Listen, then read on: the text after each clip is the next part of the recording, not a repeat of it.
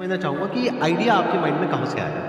देखिए, सबसे पहले तो मैंने कंपनी शुरुआत करी थी जब मैं जस्ट हाई स्कूल से बाहर निकला था। तो उस समय मैं इंटर्नशिप्स करने लगा था छोटी-छोटी कंपनियों में कि वेबसाइट बनवा लीजिए, सोशल मीडिया पेज बनवा लीजिए एंड सो ऑन।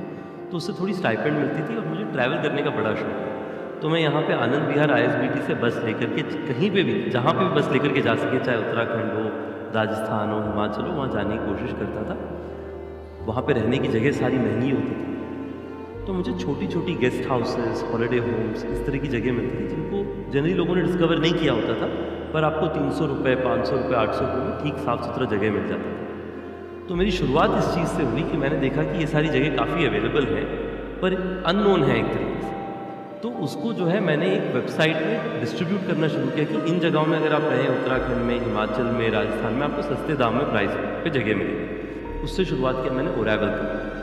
1 साल तक वो बिज़नेस चलाया, वो बिज़नेस चला नहीं। क्योंकि सबसे बड़ी चैलेंज ये थी कि बुकिंग तो आप करवा लीजिए, पर सर्विस क्वालिटी मेंटेन होगा कि नहीं, उसकी ज़िम्मेवारी कोई नहीं ले रहा था। तो उसके बाद मैंने सोचा कि अगर यही सबसे बड़ा प्रॉब्लम है, तो मैं इसी को सॉल्व कर देता हूँ। तो जो पहली गेस्ट हाउस, कई सारे जो हमारे पास छोटे गेस्ट हाउस गुड़गांव में हमारे साथ हुए, उनमें से एक को मैंने कहा कि आप जो है, आपकी प्रॉपर्टी को मैं सर्टिफाई करूँगा, थोड़ी क्वालिटी इंप्रूव करूँगा, जिससे आपकी ऑक्यूपेंसी बढ़े। तो मैं जिम्मेवारी लेकर के हर 2-3 दिन आके आपकी प्रॉपर्टी चेक करूँगा, ऑडिट करूँगा, और पहले 1-2 महीना तो मैं ही आपका front office manager, check in, checkout, cleaning सब कुछ मैं ही देखूँगा। उनकी प्रॉपर्टी में टोटल ऑक्यूपेंसी 20% से कम चलती, सिर्फ शादियाँ जब होती थी साउथ सिटी 1 एरिया में गुड़गांव में, तब शादियों में उनकी प्रॉपर्टी यूज़ की जाती थी, उसके अलावा खाली रहती थी। उन्होंने कहा कि मुझे आप पे ऐसे तो भरोसा नहीं हो रहा है, क्योंकि अगर मैं लगा हुआ हूँ इतने समय से और उसके बाद प्रॉपर्टी में ऑक्यूपेंसी नहीं आ रही, तो आपके आने पे कैसे ऑक्यूपेंसी बढ़ जाएगी। पर ठीक है, मेरा जितना अभी सिचुएशन इतना बुरा ऑक्यूपेंसी का, इससे बुरा तो और हो ही नहीं सकता, जो होगा इससे बेहतर ही होगा। तो चलो, आपको मैंने कुछ महीने के लिए प्रॉपर्टी दी, आप चलाइए, देखिए क्या होता है क्या नहीं। अब उस प्रॉपर्टी में हमने 3 चीज़ें करी। सबसे पहला चीज़ हमने ये किया कि मैंने जाकर के ऑनलाइन वेबसाइट्स में देखा कि कौन सी प्रॉपर्टीज टॉप रैंक में आती हैं बजट पर। मैंने देखा कि उन सब की फ़ोटोज़ और इंटीरियर्स अच्छे होते हैं। तो इंटीरियर्स में जो वाइट लाइट थी, उसको इस तरीके का मैंने वार्म लाइट से रिप्लेस कर दिया और 2-3 पेंट लगा दी।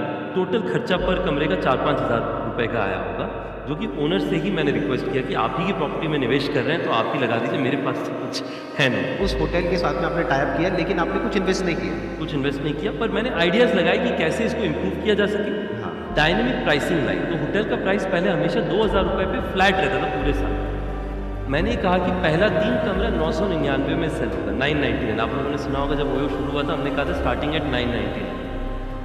उसके बाद में पहला 3 रूम 999 पे बिक जाए, उसके बाद हर रूम पे मैं 100 से 150 रुपीज़ बढ़ा दूँगा प्राइस, क्योंकि एक बार वॉल्यूम बढ़ जाता है। आपने इंटरनेट पे देखा होगा, बाय पॉपुलैरिटी या बाय क्वालिटी आप या फिर बाय प्राइस आप सॉर्ट कर सकते हो होटल से। तो मेरा होता था कि बाय प्राइस पहले सॉर्ट करके 3 बुकिंग आ जाए, जिससे फिर बाय पॉपुलैरिटी में हम टॉप रैंक में आ जाएंगे, तब ज़्यादा प्राइस मिल जाएगा। प्लस ये भी एक और इसका बेनिफिट है कि अगर 999 में कोई रुका है और उसको वैल्यू मिल गई 2000 की, तो वो रिव्यूज़ अच्छे मिलेंगे, तो वो रिव्यूज़ में भी आप टॉप पे आने लगते हो, जिससे कि रिव्यूज़ में मिले जल्दी से जल्दी, और उससे आपका जो रिव्यूज़ में आप टॉप रैंक में आने लगते हैं। राइट। तो सिर्फ इससे जो है मैंने पहला होटल शुरू किया।